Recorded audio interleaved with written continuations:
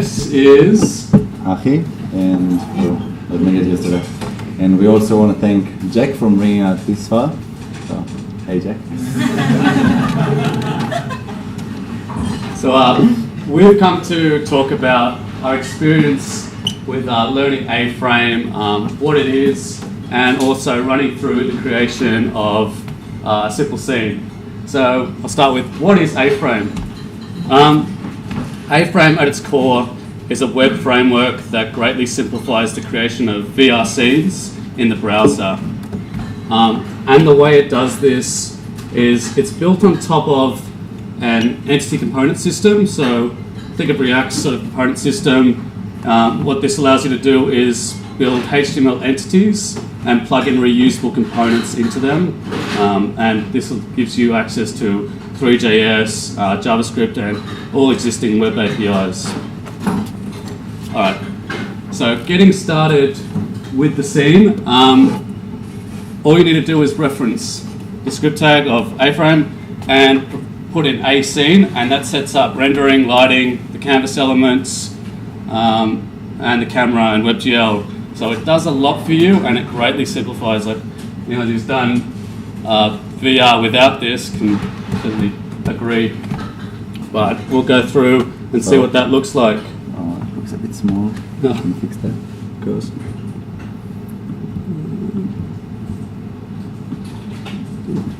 Yeah, so we'll just show you in a second all of these big words in a quick scene demonstration. And not you. This is a scene. There's nothing here at the moment. All you've got is just these two scene tags, and this is 3D. In there, we start building up on our scene. Yeah, so you might believe that's 3D, given it's just a white room. Like, we could have just chucked in a div and some VR goggles, but just have to believe in us. So as I was mentioning before, everything's built in as an entity, which you plug in components to. So this right here currently is just an empty data container storing nothing. It's just a placeholder. But what this allows you to do is plug in these components, and AFame comes with a lot of pre-made components. But what it also allows you to do is provide named entities which are referenced as primitives. So this sort of helps clean up your code. You know, we all know that this is a box now. It helps with debugging, and then you just specify the width component, depth, as well as the color. And what this sort of looks like in the browser is you just got a box. Okay, so you can make entities, but you've got a preset entity that already defines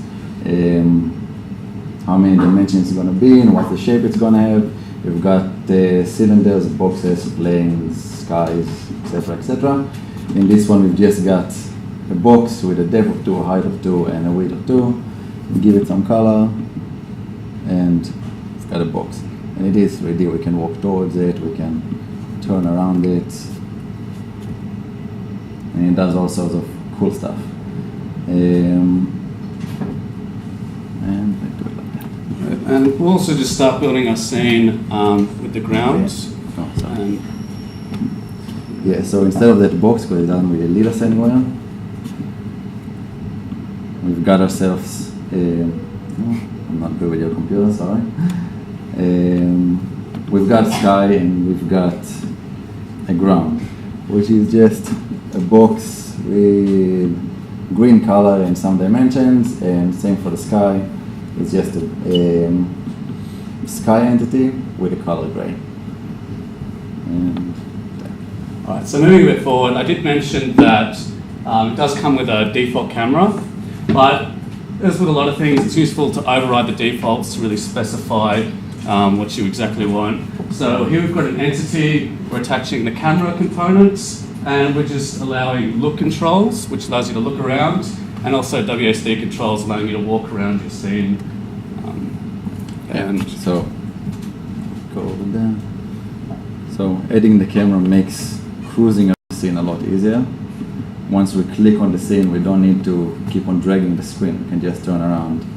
So we can look wherever we want. We can look up, we can look down, and when we move around, it's it's much easier to actually turn around.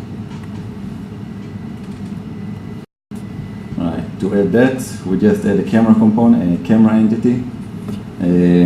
We give it universal controls, which again, it comes with all the presets. You can choose a couple of different types of controls.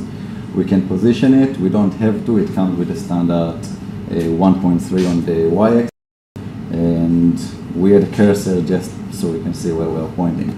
The cursor later on in other features also let you use click events and sort of stuff. So I mentioned before here the component registry, the components. So what AFame also allows you to do is make your own components. And what the component registry is a whole bunch of pre-made components made by the awesome team at AFame, as well as just people like yourself. And you're able to, I just also provided 2 links of AFame's official component registry, as well as Awesome AFame, which is a collection of components, guides, and examples that really help you get started with everything. So we're going to add the physics component to our scene and really take it off from there. Yeah, so again, for this one, all we're adding is the physics because we don't want to get too deep into it. All it takes is just referencing it, calling it in the scene or wherever else it applies. So for physics, it needs to apply everywhere that we want to touch, engage with the component. So the scene, it applies to the body of the user itself, which in this case is the camera. It applies to the floor that we stand on, because once we hit the scene, if there's no floor, we just fall straight down, which comes off something like that.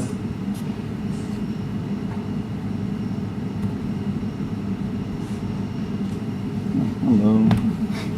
I'm gonna get out of it now because it gets a bit psychotic. Okay.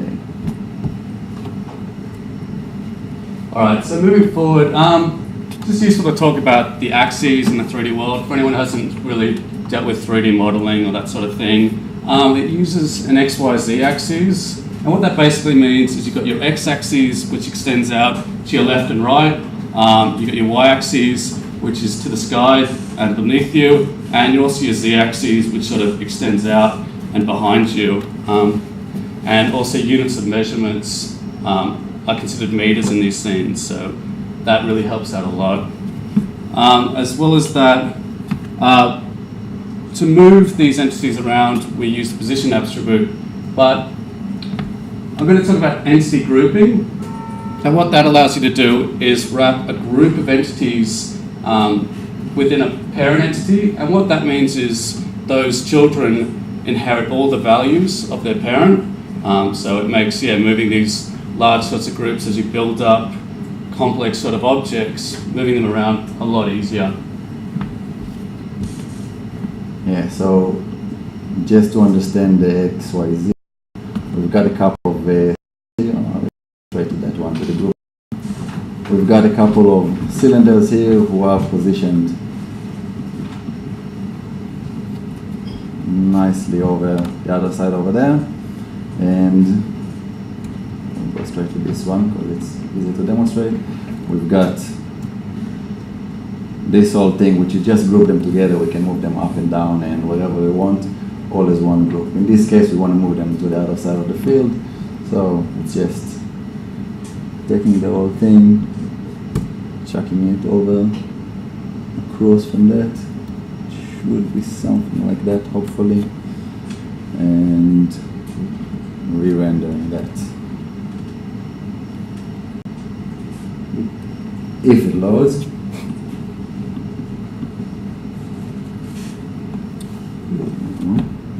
That's always helpful. It helps. Yep. Just got to this line.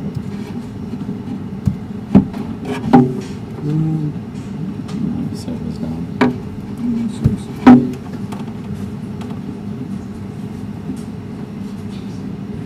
Yeah, internet.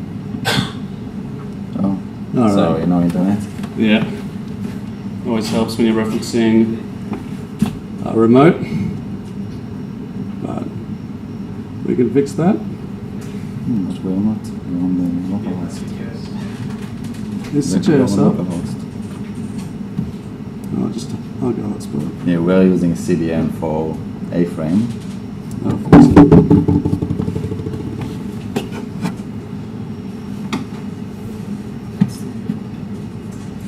Oh, I don't think the Wi-Fi is. It's off here also. Oh. Up the top. You also. I didn't connect it. Okay. Let's pick it last in guest. Oh,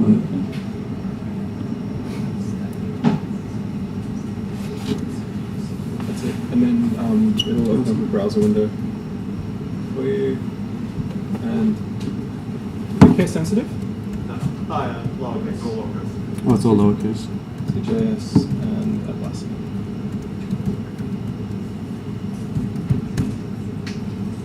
That should work now. Okay, the disadvantage is if you don't want to download a couple of really big libraries, you work with a CDN, you need internet all the time.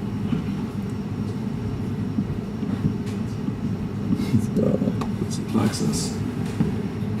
And we're back. And we're back. And it's on the other side of the field now. So, moving on from that. Alright, so if you're like me and you can't visualize the 3D world, you know, all these XYZ axes in your head, what AFame comes with is a built-in inspector that allows you to visualize your rotation, your scale, and your position attributes, really helping in developing these big 3D scenes. And what that sort of looks like is, I'll just bring in some walls. And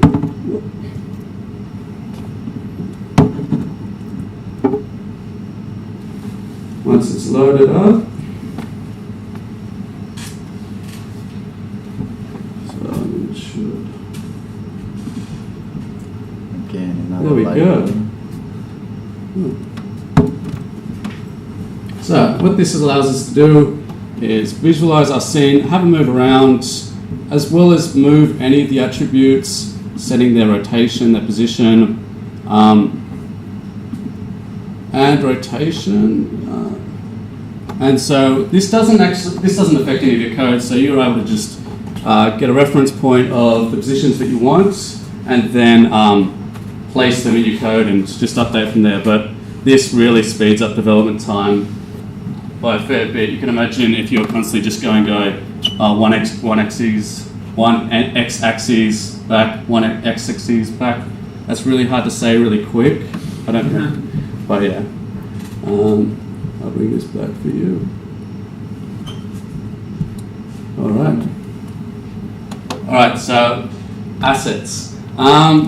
You often want to load into your 3D world stuff like 3D models, videos, sounds and images, and you are able to do it inline, but that's not recommended, as if you do it this way, you're able to preload any of the assets before the rendering process is finished, allowing for a much better experience, and also allows for browser caching of certain assets as well, which we all want. Caching is the future. Yeah, so again, that's a really simple one. I'm just putting the assets at the top of my physics, it's at the top of my scene, and then wherever I want to reference them, I just use the ID that I give them here. So if I wanted to put a sphere with the skin of a ball, I'll put the skin of the ball here, I'll give it an ID of ball, and I reference it here. Same goes for the skies. Instead of giving it a gray color, I just gave it, for the box, instead of giving it a green color, I just reference the field image, and that puts it all straight into the scene. And that. It's good to keep up the tradition.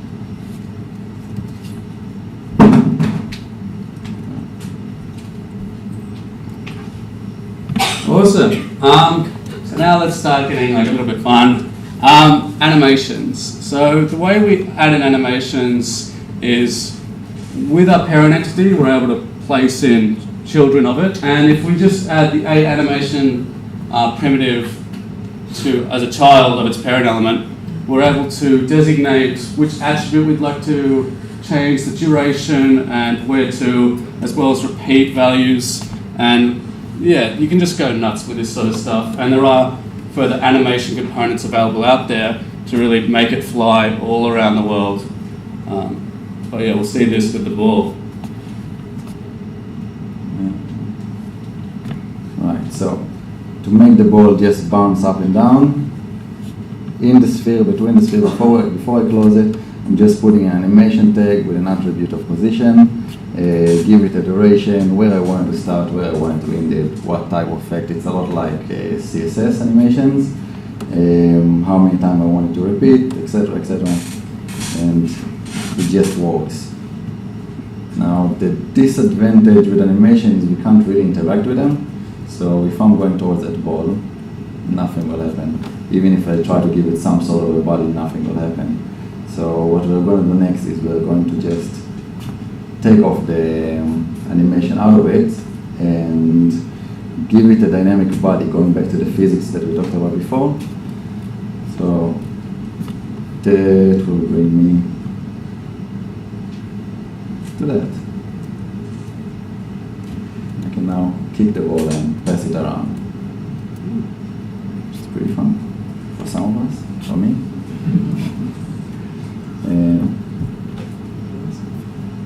All right, and now the really good stuff. So I mentioned before there was a whole bunch of pre-made components. Now, how do you make your own?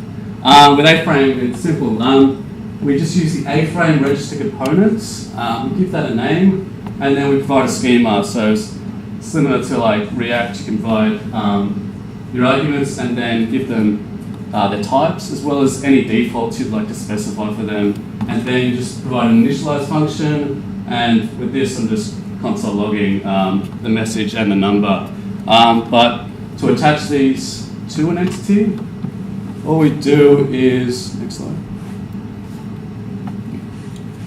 We just provide the name of the components, plug it into the entity, as well as any parameters. And yeah, we get going. And that'll console log in the scene. How that looks in the scene is pretty cool. That's the best part of this presentation, I have to say. In my JavaScript, I just added another, I registered another component. I called it soccer balls. I wanted to generate me spheres with the same body type, the same source, and the same size of the balls that we saw before. I want 500 balls coming out every 30 milliseconds, and that there's another component in there that I'm not going to get into that tests where they are. If they go off the soccer field, it just brings them back, so we recycle instead of creating endless amount of balls, which will slow down the server at some point. So again, schema, initiating it, choosing where the ball will spawn, and then starting to spawn them. And that comes up pretty cool.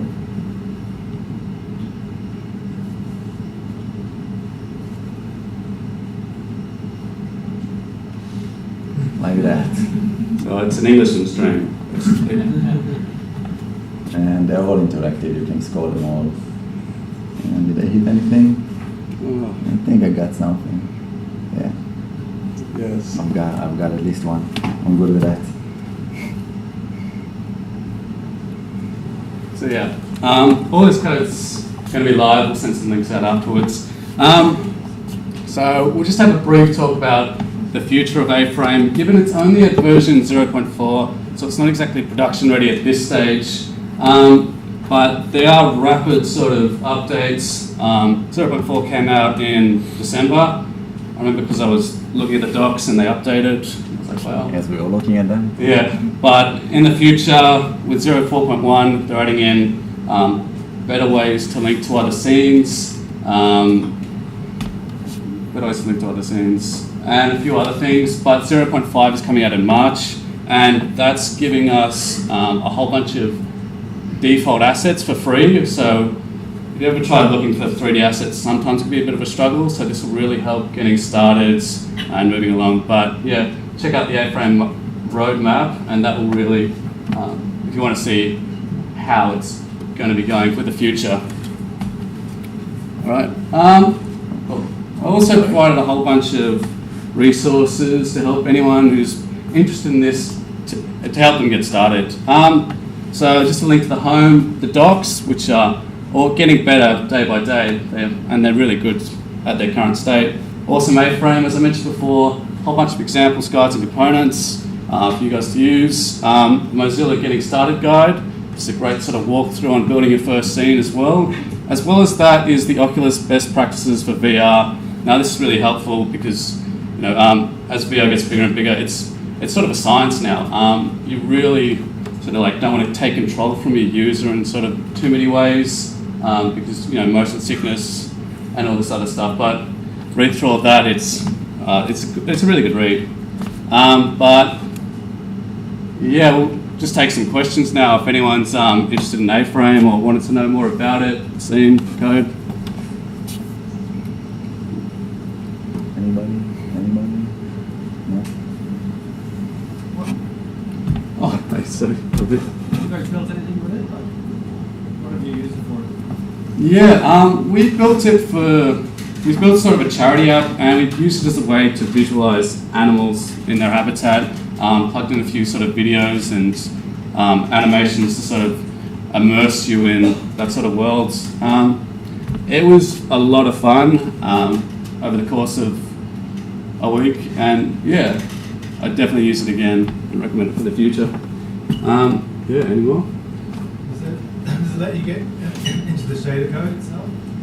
Yeah, that's it. I forgot what it was, but you're able to access 3GS directly through its 3D model and access any of the 3GS elements. So you could take as far away as just approaching HTML and the primitives, or go right into the 3JS and play with its core, which is where its power really lies, I feel.